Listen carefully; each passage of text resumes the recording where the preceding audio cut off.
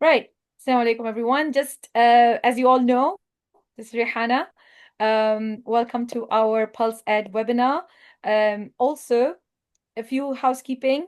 We will be observing the chat for any kind of questions you may have from your end. And also, if you have anything you want to express or say, please raise your hand and we would be more than happy to hear your voices out. This is the idea of PulseED webinars. The webinar is going to be approximately 35 minutes long.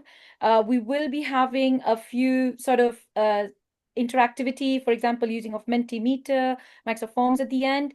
Please make sure that you have your phones handy. If you're using your phone, please try to use the links that we will post on the chat. Sister Magdalene is going to put that in so that you can access our Mentimeter and our forms at the end. Today, as part of PulseEd team, we wanted to bring in a very popular, or maybe it's gaining momentum in its popularity, Rosenshine's Principles of Instructions. So we're talking about reimagining Rosenshine's instructions. And as PulseEd team, I think it's something that we echo quite often, that our approach is always being creative, being innovative, articulating things in a way that looks at it in a different side, at a different angle. So how do we include evidence-based practices as outstanding practitioners? As we all agree, we are outstanding practitioners in our environments. Um, first and foremost, can you please all scan the link for the Mentimeter? It's the QR code is there, and the link will be available on our chat. I hope it's there. Yeah, I'll put it in there. Yeah. Okay, fantastic. So, right. Please, if you can be on the Mentimeter will be a good way for us to interact and to understand if there are any questions that need a little more focus answering. These are like kind of the basics that we are talking about. So the first question we're going to ask you is, are you familiar with Rosenshine's principles? And do you know that they are used in international and national frameworks? The favorite words, I guess, and the favorite things that we look at when we are teachers in our classroom or as middle leaders in our environment of academic learning. So I'm going to give you all a minute to just have a look at this question and to answer it on the Mentimeter. If anyone's having any trouble with accessing the Mentimeter or the question itself from the Mentimeter, please do let us know on the chat. We're more than happy to help you all out.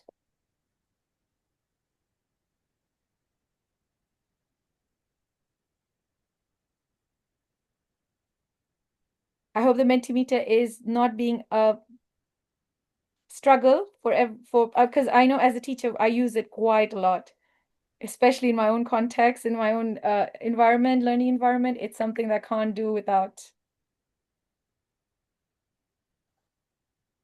Okay, so from the responses, Rehanna, we do Mm-hmm. have some teachers that are familiar actually with Rosenshine, and then Mm-hmm. got some that are not so sure.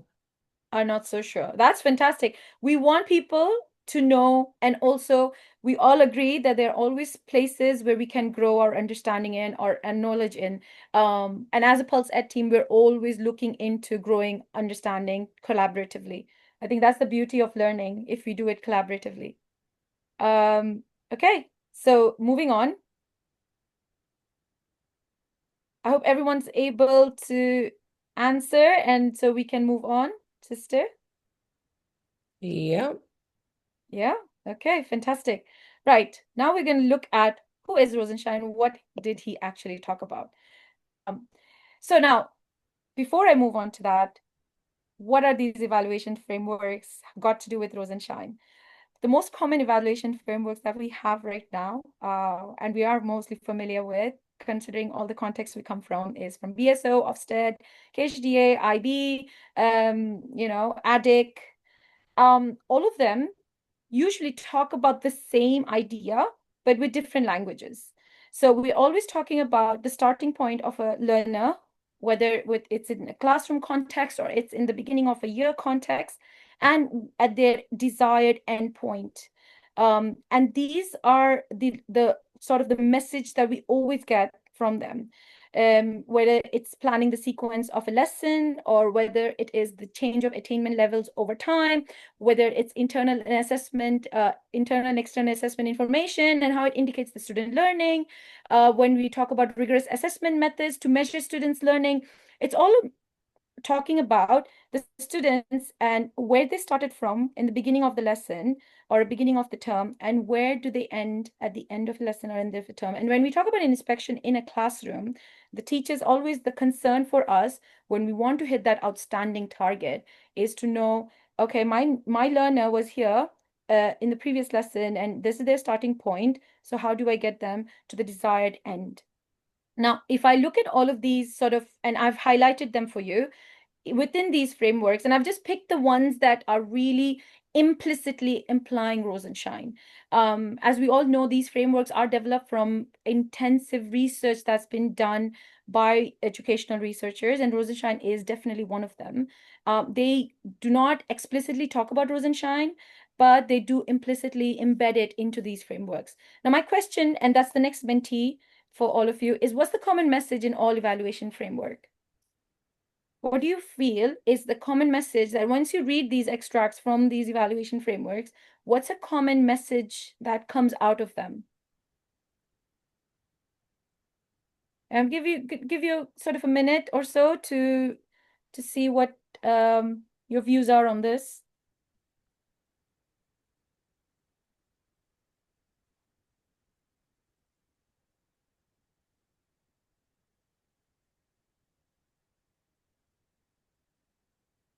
Let's see what everyone has to say.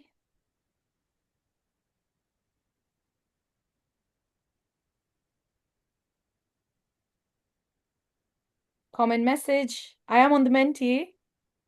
If all of you could put in what do you feel would be a common message from these frameworks. And I know if you are a middle leader, these are probably your most common reading points. I know it was for me, going back and forth with these frameworks and finding out how do we perform, how did we do the SEF. If anyone's having any trouble with the Mentimeter, please do let me know. Achievement, attainment, progress. We've gone some of them, right? Attainment, progress, achievement. That's great.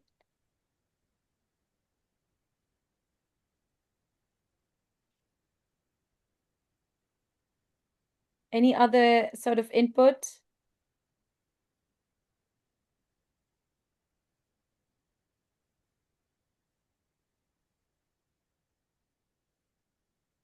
All right, we have achievement, attainment.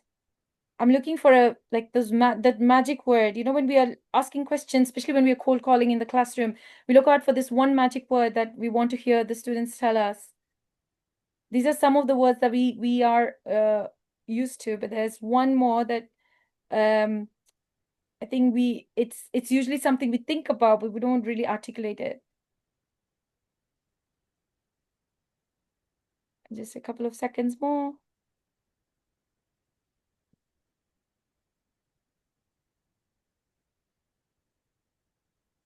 All right. Okay, I think we're echoing the same thing, achievement, attainment, and progress. Perfect.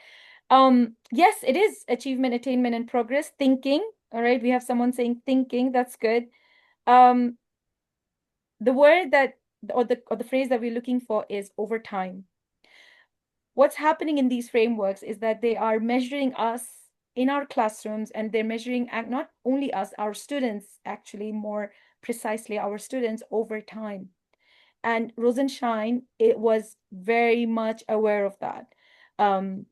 So his principles actually help us and help the inspectors when they were creating these reports to understand how time and the time spent within a learning environment is a definite unit of measure to understand whether the classroom was effective and the teacher, her teaching and learning strategies were effective in delivering that lesson. So now, who was Barack Rosenshine and what was he talking about? So basically, Barak Rosenshine, his academic role was that he was a professor of educational psychology in the University of Illinois. His initial years were actually as a history teacher before he joined as a professor. I think that set the roots for when he was thinking about what looks like an effective teaching and learning environment. His research focus was always on learning instructions, teacher performance, and student achievement. These three things he felt tied in very, very strongly together to achieve an outstanding classroom. Teacher behavior was the first thing he worked on, along with Norma First. And he said he identified effective teaching behavior, as in what the teacher should portray in her classroom. He talked about clarity, enthusiasm, um, task orientation, valid approaches, and opportunities and abilities that the students are given and the modes that they're given to learn within that teacher's environment. These formed a foundational framework for teacher effectiveness research. And that was the starting point with these five approaches. Now, the influences to Rosenshine principles was basically cognitive science research, and that was a new thing during that time. My co-presenter, Sister Lena, is going to talk more about that. I'm just going to touch upon it. It's basically a way to study how the brain acquires and processes information, especially new information that it was not aware of. Now, it emphasized overcoming working memory limitations during learning. As we all know, all of us think differently and we all have a different capacity of learning, and that's what cognitive science really echoed in its research.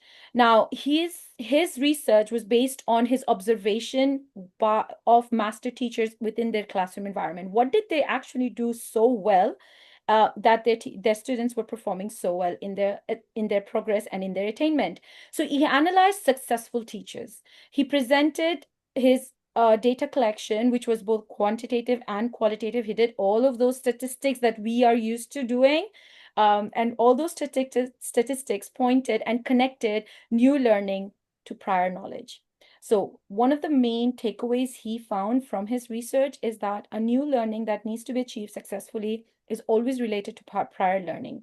So what does that mean? He said, you need to check frequently for understanding. You need to provide opportunities for practice. And that's how cognitive load can be avoided, as well as it can be allowing the students to learn at a pace that is, which creates that when the rigor is created, they're able to catch up with that rigor of the lesson. Now, if I ask all of you a question, I hope, what would be the percentage of progress within a classroom to count it as an outstanding classroom? What percentage of progress? So if I'm measuring the students in a learning environment, suppose you have middle leader experience, or you are an experienced educator, or you're aware of the framework, what percentage of students need to achieve to be considered as an outstanding or as a very good classroom? And here we're talking about statistics.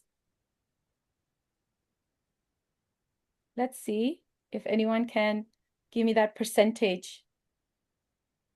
I would love to hear that percentage. It's one of the percentages that, I love and I hate at the same time.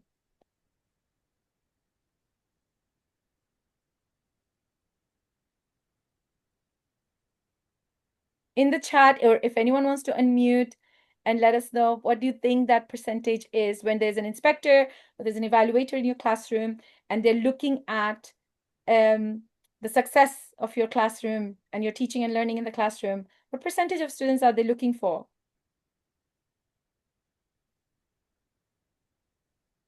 I think you might have to give us a clue, Ms. Rehana. Okay, so I'm a head of a department. Oh, there you go. I have one here, 75%. Okay, that's good. So I'm a head of a department. I walk into a classroom. At the end of the classroom, I'm just going to look at what the classroom has achieved at the end of the classroom. What have the students learned and how many of them have learned it? 75% at least. Bravo. Now, this ties into my message that I started with, where the evaluation frameworks are implicitly embedding Rosenshine in it. Because what Rosenshine said is quite surprising. He said, optimal student success. So, what should a teacher look for if she wants to know if her classroom has done the job that it has to do, which is the students have come to a level of understanding that she wanted them to achieve. And that's 80% success rate. She said, Rosenshine said that for a classroom to be considered a successful classroom of teaching and learning, 80% of indicative effective learning has occurred among the students. And this is reflected by appropriate challenges that have been given, and the students' level of understanding is clear in these challenges that have been provided in the classroom. So, in a nutshell, he said that when you are looking at an effective teacher, and it's not about, I know when we talk about effective teachers, we look at AI tools, ed tech, how many tasks are we putting in, all the sorts of differentiation, all the sorts of sort of resources that we put forward for our students in that learning environment. What he said was an effective teacher spends more time. They spend more time in reviewing. At least half of the lesson time is reviewing, checking, guiding, correcting. And he really echoed the message of that one-to-one collaboration with the students, whether it's in groups or it's in individual levels, and just giving them time and yourself time to develop that learning within that environment. And that's Rosenshine in his best. I'm going to move it forward to Sister Lena to talk more about cognitive load. Okay, thank you, Ms. Rehana. I'm just going to touch on cognitive load. So, Rosenshine, his research was talking about cognitive science. Okay, so what is cognitive science and cognitive load? So, it's the amount of mental effort that is required to process information in the working memory. And I'll be talking about our sensory, working, and long-term memory a little bit in more detail later. But if we think about cognitive load theory, and if we think of our brain as having three domains, we've got the intrinsic, extraneous, and the germane load. So if we look at the extraneous load first, this is the unnecessary and distracting information. So that is what I'm trying to reduce. It could be, for example, notifications. It could be a high level of noise in a room. It could be crowded classroom as well. It could be an ineffective seating plan. That is what I'm trying to reduce. It could also be, and we're hoping that this doesn't happen so much, but teachers, they need to be as well self-aware. It could be simply a teacher overcomplicating a task, giving out too many instructions at a time. So this kind of load we are trying to reduce. Moving on to the intrinsic load, which is the complexity of new information, this is what I'm trying to boost. So here we want to keep things simple. If the material is complex, we want to reduce the number of learning objectives. We want to highlight and emphasize the importance of new information. But also at the same time, we don't want to oversimplify something because that's going to as well create boredom. So it's really our job as a teacher and as practitioners to moderate this in the classroom. So we need to make sure that we are pitching the correct language. We're giving the students as well time and space to think, all at the correct level of our students. And then finally, we have the germane load, the third load, which is how we're going to link new information with the current information. And this is where we want to simplify the process so that students can actually get the information, transfer it from the working memory, which is quite short term, into our long-term memory. And if we once we do that, then that's the result that we're looking for. And ultimately, this is what Rosenshine's principles, the ones that we're looking at today, is all about reviewing previous information and being able to link it to new information. Okay, if we go to the next slide. So just a little bit about how the brain works.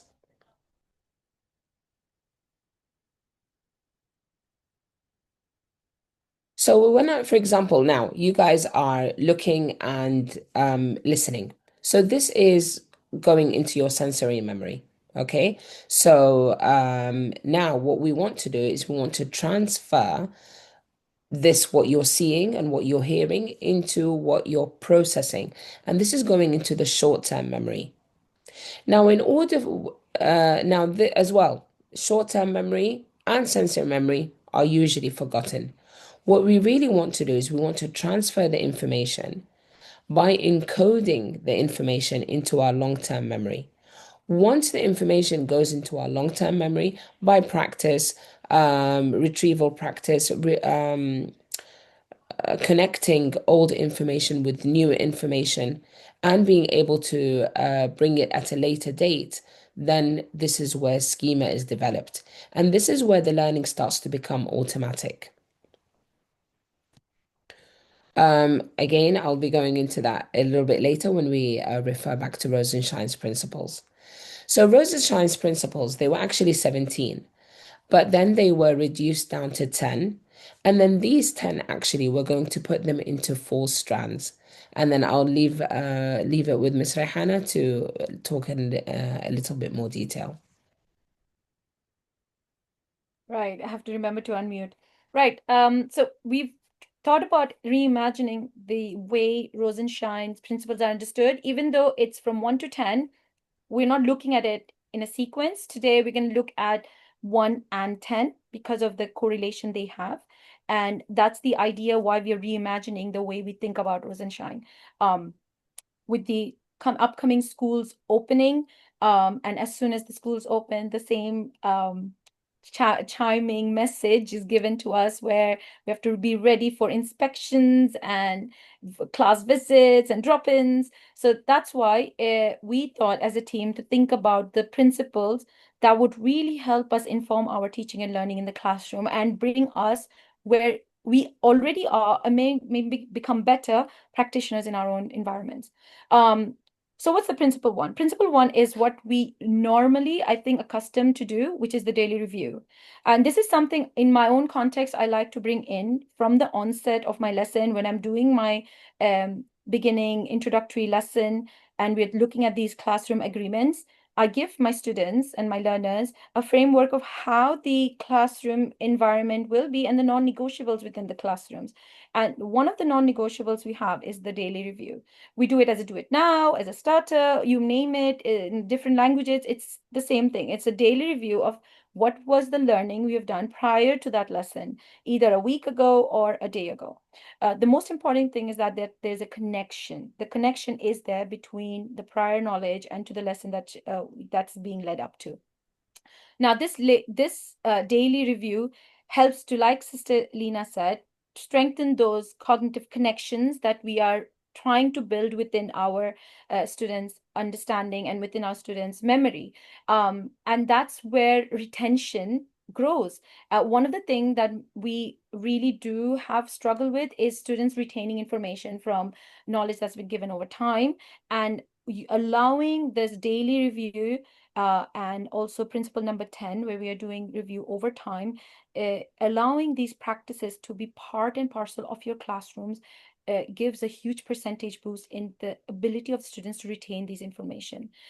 One of the things that's been said quite eloquently was by Hattie, where when not only did he look at these schemes of review, but also he measured their impact. And we know, according to Hattie's measurements, and any measurement that comes with a factor above 0.4 is an above average successful strategy implementation that has had a major impact in students' learning. And with review, it's come up to 0.71.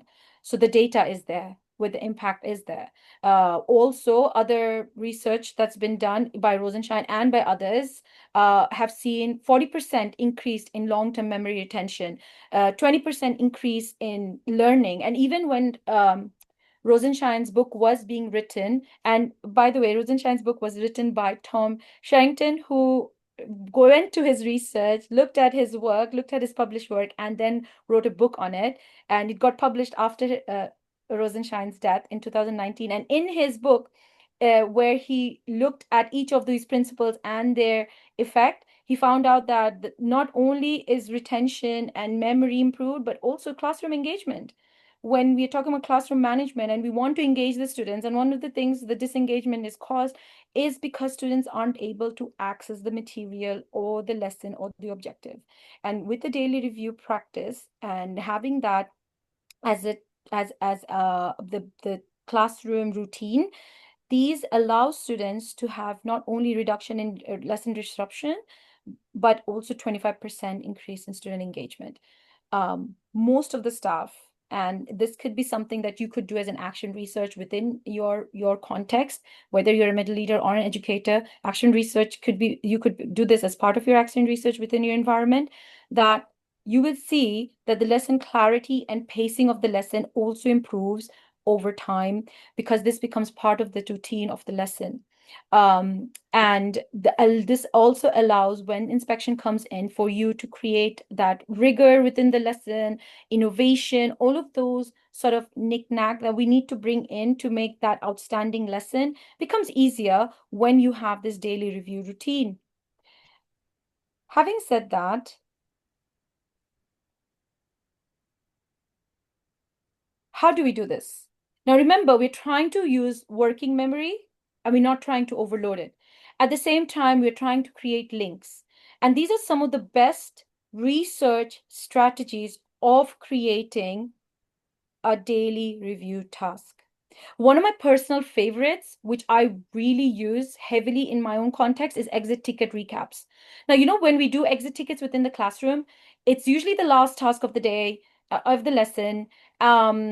Usually my lessons are at the end of the day, so it's literally the last task of the day for me.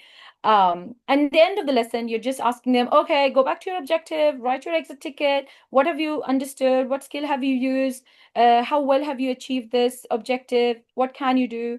And that's kind of like a checklist, and it's written down by the students, and it's forgotten.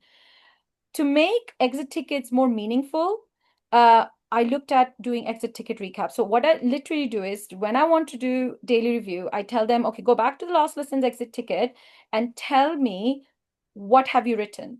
Re-enter your exit ticket and tell me, what have you achieved? And it's similar to cold calling, but in that way, students have a voice, and you would hear out some of the exit tickets that have been done in the prior day. If you want to do it a little more rigorously, you could do it on a shared document or on forms. And this creates continuity between the lessons. It reinforces the learning from the previous lesson. It also helps you identify any kind of gaps and teaching that you need to identify and reteach, or maybe provide extensions. And for this activity where I do exit ticket recaps, I heavily invest in student notebooks, where we structure the notebook in a way where the exit ticket is always part of the lesson and it's physically done. I think one of the things that digital revolution has done to us is that it's reduced our appreciation for actual physical interaction with our learning environment. And that's also with the notebook. And that's also very important when it comes to your cognition, because learning is done best by doing. And that's why this is one of my favorites. The other thing that I like to do when there's inspection, especially, is to do flashback 4. And in flashback 4, especially if you are at the end of a unit or you're at an end of a chapter, you want to do sort of like a recap, or like a short formative assessment, very quick one in the beginning of a lesson before you start the new one, especially if there's a connection between those two chapters or those two units. You could do a question from the last lesson, a question from the last week, question from the last term, and crossover topics. And this gives a very nice sort of view for the inspector or the evaluator for learning over time. What's the progress over time? And how has the student been able to access that specific level of objectives over time? And this is spaced retrieval, and this is the point that Sister Lena was talking about, where you want to create those connections in knowledge. One of the reasons why retention is so difficult for our students is because they do not create these connections, and these are basically units of knowledge that have no correlation between each other. And that's where learning is lost mostly. Having said that, the last thing that I love to do, especially when it comes to our higher higher class students, for example, those who are in A levels or IGCSEs or higher tier learners, is create multiple representation tasks. This is again at the end of the unit you could do. It could be a concept map, a graph, an analogy that they create. This helps us assess the depth of learning, and it's a wonderful tool to use in front of inspections or inspectors or during evaluation visits or drop-ins. It's also a diagnostic tool. This conceptual, any kind of conceptual gaps that might be there, it helps us to create our own kind of intervention plans for our students. And this is best done, of course, online with a digital tool where the students can create their own mind maps of the concept at the end of a unit. Having said that, there are others that are available, and we'll be sharing this with you. Along with that, we'll have a pack which is going to be shared with all of you. It's going to be a checklist for Rosenshine, implementing Rosenshine within your classroom. It's very easy, having all the main factors that needs to be there and literally ticking them off as you're planning your lessons. And we're going to go through that at the end of the session. One thing that I found that is really fantastic to use, and I hope I'm not overrunning my time. While I was designing, I was thinking of designing my lessons for the coming year. I'll just share my screen a bit differently right now outside the presentation. It's Google Notebook LM. Has anyone used this? If you can unmute and let us know, has anyone used Google Notebook LM?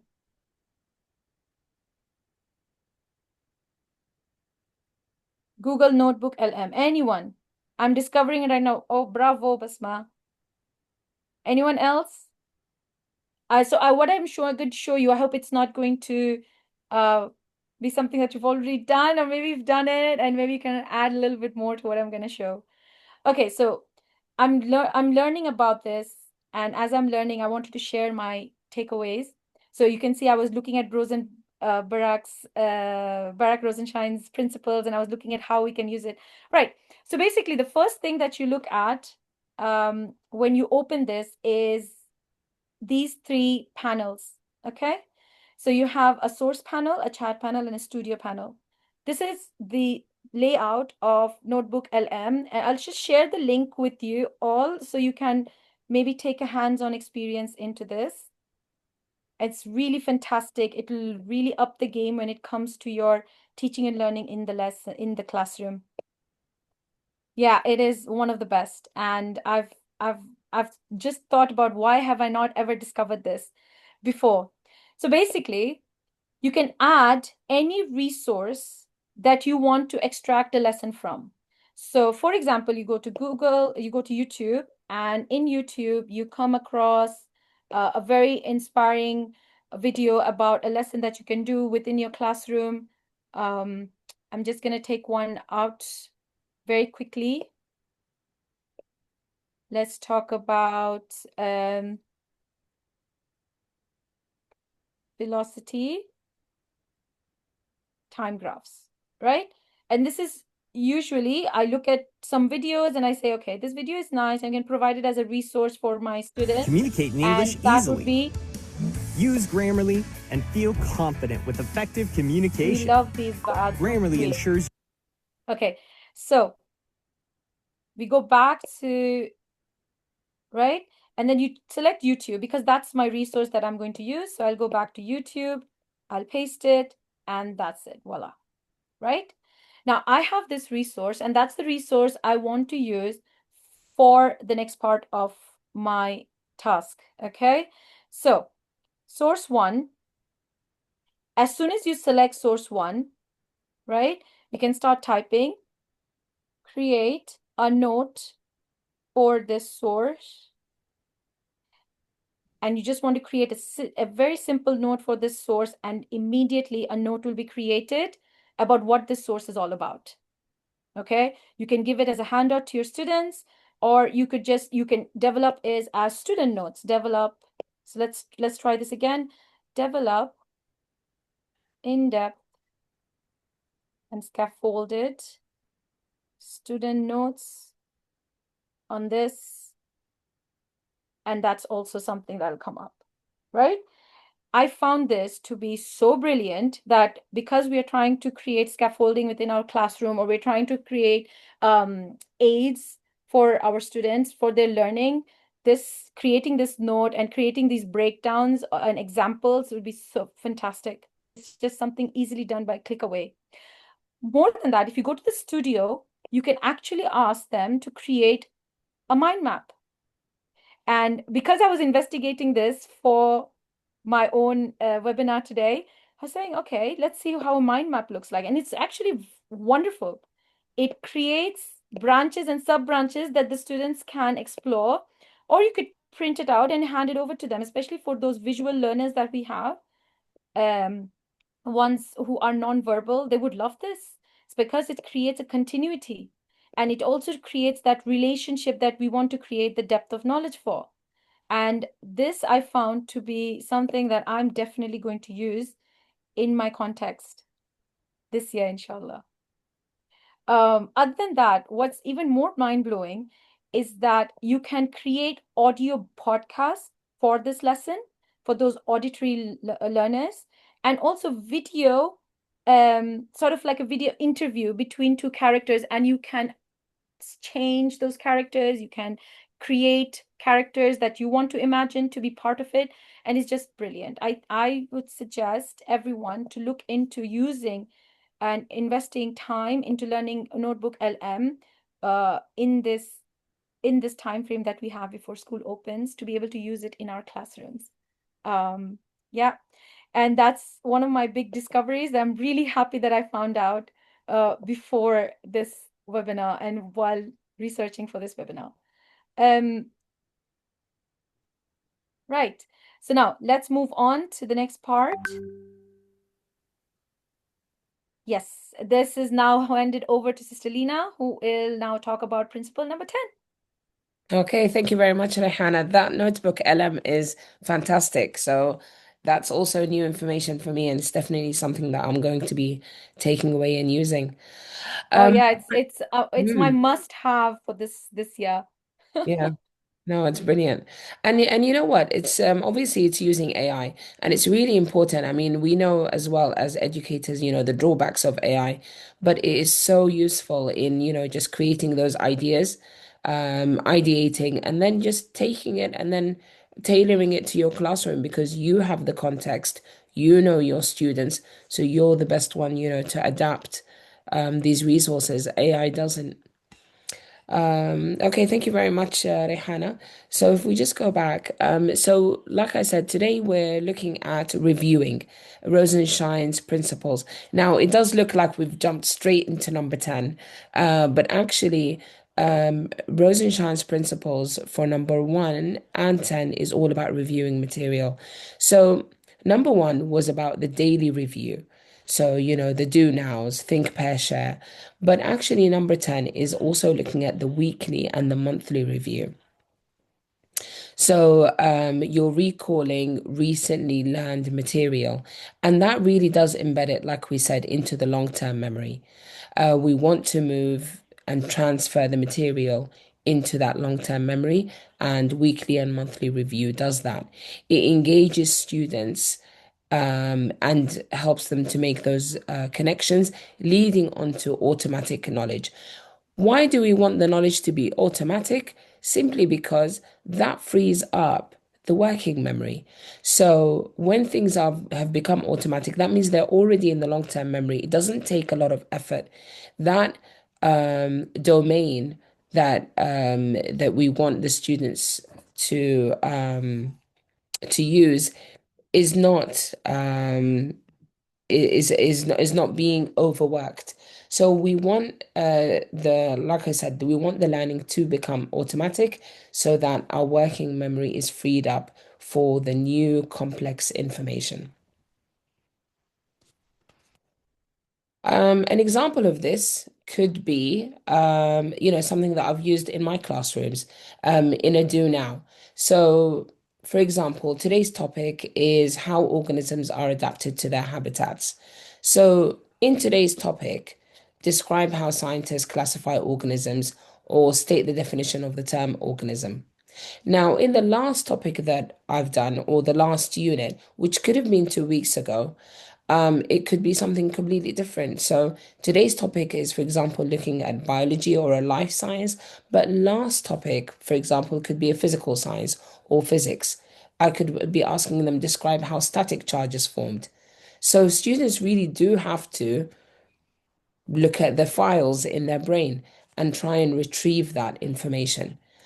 If I'm in term two or in term three, I could be asking them to retrieve information from the previous term. So, for example, describe the difference between a chemical reaction and a physical change, or describe how a chemical reaction is happening. So, even though it's all science, it's got nothing to do with the topic that we've got now, but it is definitely something that we've done before. So, it still plays into the review process. And that could be, and you could leave that. You could leave that at the bottom of your slide. And students just, it just keeps their brain ticking. Okay, Srihana. So that takes us to the end of our webinar. Like we said, so Rosenshine's principles, they are 10, but we are going to be chunking them into 4 strands. So the first strand is review, and then the next strand that we're looking at next webinar, Miss Rehana, is? So it's going to be strand 2, Mhm. where we're looking at the connection between 2, 3, and 4. And we are going to have, again, a very hands-on approach to that. Today's one was a bit of like the starter for our webinar series on Rosenshine.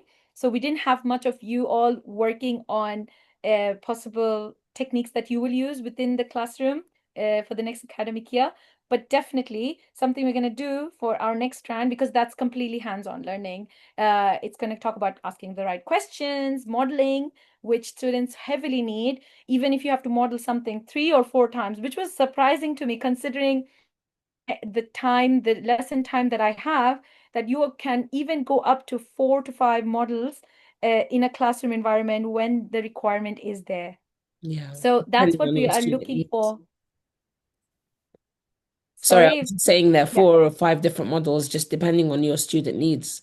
Yeah, definitely. And that's what a seasoned and an expert practitioner would look out to, is that they have identified from as early as possible the requirements and the needs of their learners. And Rosenshine's principle 1 and 10 really helps us identify that. And if we do it from the onset of our introductory lesson all the way up to at least the first 2 to 3 weeks, it shouldn't take more than 2 to 3 weeks for us to look at the learning that's happening and what are these review tasks showing us, as per, especially as per data, and who really needs that sort of scaffolding, who really needs that extension. So those identifications of our learner groups happens very well and very quickly once Rosenshine has been brought into practice and reality within our classroom context. And that's it for our webinar series on Rosenshine Reimagined. We have our Can I QR just codes for our LinkedIn, and we would love, love, love to hear your feedback.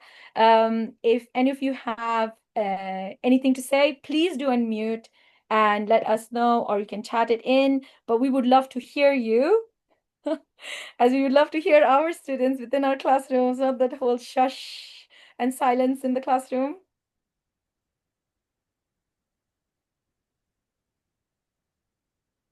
Thank you, Atia. That's really nice of you, kind of you. I'm just gonna upload the pack which we have designed for everyone to use in their classroom context. If you can just give me a minute to share the pack with all of you within the chat, it will be in the chat. In the meantime, please could you allow us to get the feedback from the forums? We would love to hear what you all thought of our webinar today.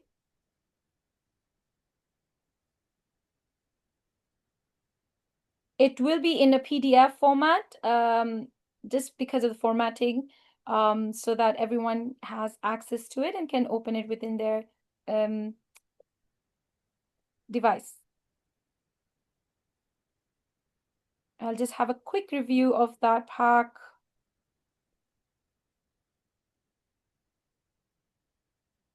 And we've only done the first and the 10th of that pack.